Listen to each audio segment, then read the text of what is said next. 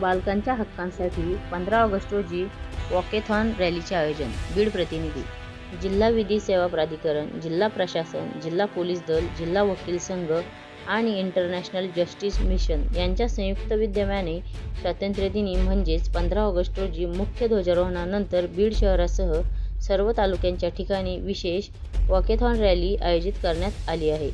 प्रमुख जिल्हा व सत्र न्यायाधीश दिनेश पी सुराणा यांच्या मार्गदर्शनाखाली ही रॅली निघणार आहे.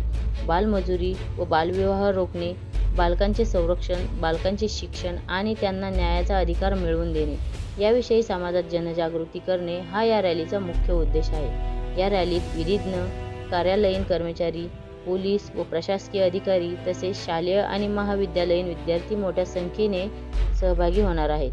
बालकांच्या उज्ज्वल भविष्यासाठी आयोजित या रॅलीत विद्यार्थ्यांनी उत्स्फूर्तपणे सहभागी होऊन उपक्रम यशस्वी करावा, असे आवाहन जिल्हा विधी सेवा प्राधिकरण आयोजित पत्रकार परिषदेत केले आहे. रॅली करणार आहे त्याला आपण वॉकेथॉन म्हणलोय. जसं मॅरेथॉन असते त्याच्यात रनिंग असते, ते walkathon is a rally for awareness मध्ये आता आले की राईट्स ऑफ चिल्ड्रन. राईट्स कोणते? लिगल राईट्स आहे, कॉन्स्टिट्युशनल राईट्स, संविधानिक. दुसरं आहे त्यांचे विरुद्ध जे होतात क्राईम्स त्या संदर्भात, गुन्हे संदर्भात अवेअरनेस.